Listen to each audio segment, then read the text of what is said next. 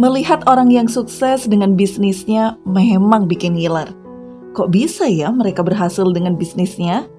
Untuk memulai bisnis, kita membutuhkan persiapan yang matang. Dan bisnis itu seperti roller coaster, kadang naik, kadang turun.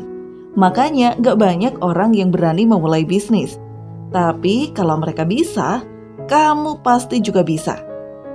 Di video ini kita akan membahas 6 kunci bagaimana cara memenangkan bisnis ala Mark Cuban dalam bukunya yang berjudul How to Win at the Sport of Business.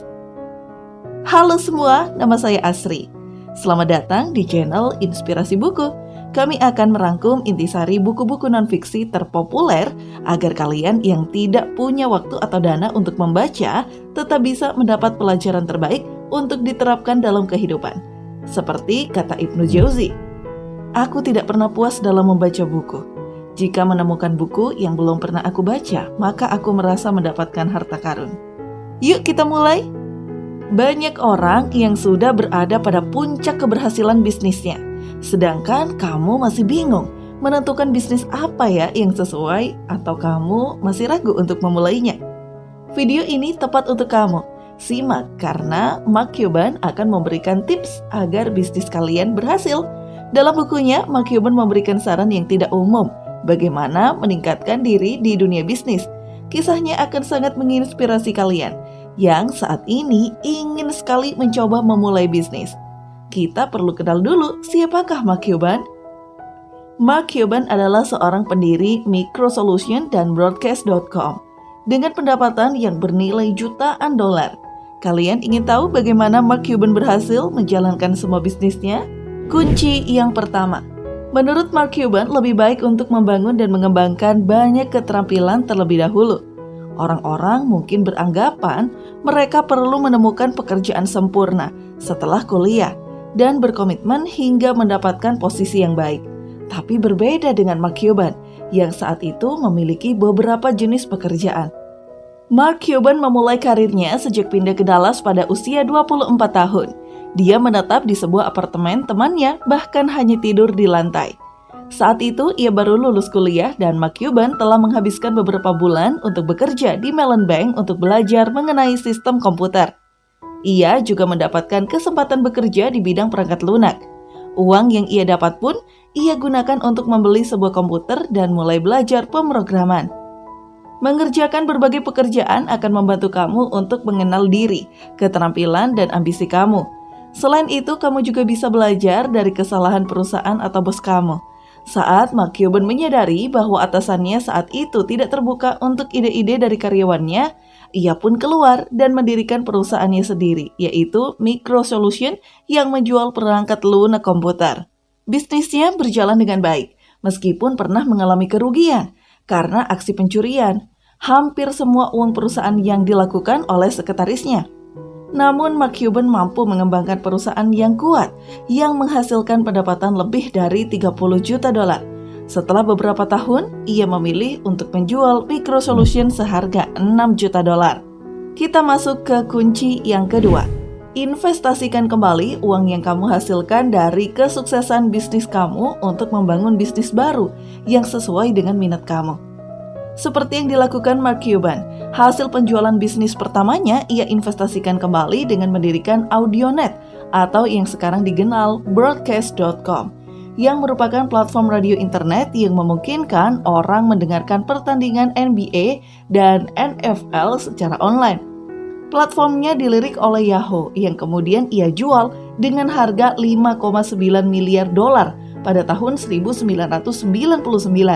Uang hasil penjualan tersebut ia investasikan kembali untuk membeli Dallas Mavericks dari NBA.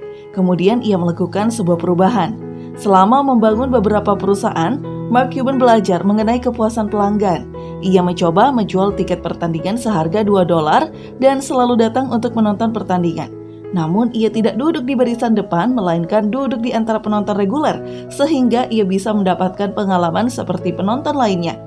Ini adalah tips bagaimana sebuah bisnis bisa berhasil, karena mengedepankan kepuasan pelanggan adalah hal utama untuk bisnis yang sukses. Kunci yang ketiga, jangan pernah berhenti belajar. Mark Cuban selalu bekerja siang dan malam untuk mengembangkan Microsolutions. Ia selalu mengambil kesempatan untuk meningkatkan diri dengan rajin membaca tentang apapun yang ia minati. Apalagi di zaman sekarang, banyak referensi yang dapat diakses dengan mudah.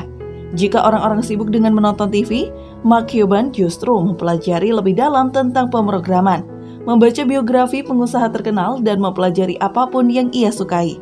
Ingat, bisnis adalah persaingan. Jika kamu ingin menang, kamu harus mendahului pesaingmu. Akan ada banyak pihak yang akan mencoba membuatmu bangkrut. Sebelum itu terjadi, pelajari kelemahan bisnismu. Kamu juga harus merasa seolah-olah sedang bersaing dengan perusahaan besar, seperti Google misalnya. Ini akan membuatmu merasa siap untuk menghadapi sebesar apapun pesaing yang kamu hadapi ke depannya. Permainan bisnis tidak akan pernah berakhir. Selama kamu bekerja, selama itu juga kamu bersaing. Jangan pernah merasa puas dan berpikir kamu sudah menang, karena akan selalu ada pesaing-pesaing baru yang akan kamu hadapi. Selanjutnya, kamu harus menerapkan kunci yang keempat. Berusahalah dengan keras. Bisnis itu seperti olahraga. Jika kamu mau menang, kamu harus berkomitmen untuk berlatih dan bekerja selama berjam-jam, siang dan malam untuk meningkatkan kualitas diri.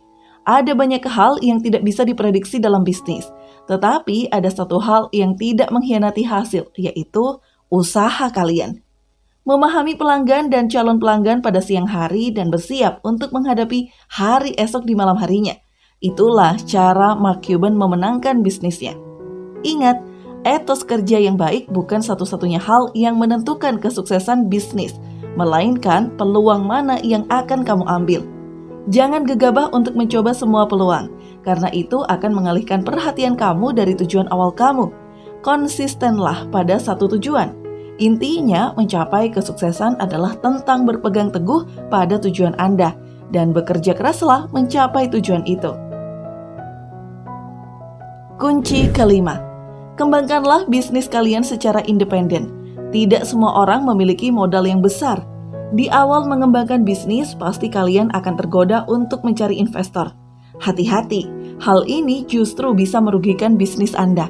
Dana investor akan bermanfaat pada awalnya, tapi pada akhirnya kalian akan berada di bawah kendali mereka.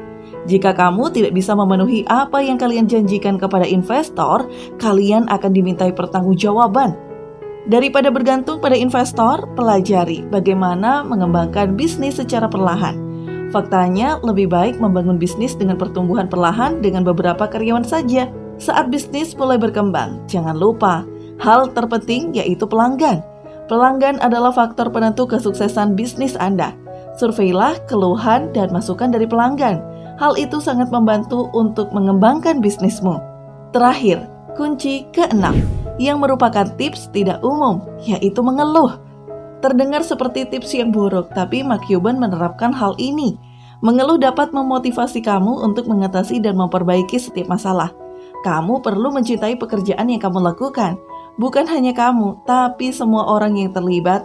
Untuk membangun bisnis, pilihlah tim atau rekan yang memiliki energi atau motivasi yang sama dengan tujuan bisnismu.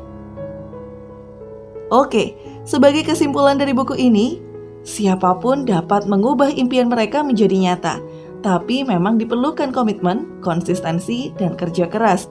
Ambil semua peluang dan bangun peluang itu dengan baik. Jangan lupa bahwa pelanggan adalah hal yang terpenting untuk bisnis apapun. Bersiaplah untuk peluang yang tidak terduga. Kita tidak pernah tahu kapan peluang besar akan muncul. Persaingan bisnis tidak akan pernah berhenti. Jangan cepat merasa puas. Jika ada kesempatan yang baik, jangan takut untuk memulainya. Silahkan komen di kolom komentar ya, poin penting apa yang kalian dapat dari buku ini, dan komen juga buku apa yang perlu kami review di video berikutnya. Jangan lupa terapkan satu poin penting tersebut dalam hidup kalian ya, dan subscribe untuk mendapatkan rangkuman terbaik buku-buku non-fiksi lainnya.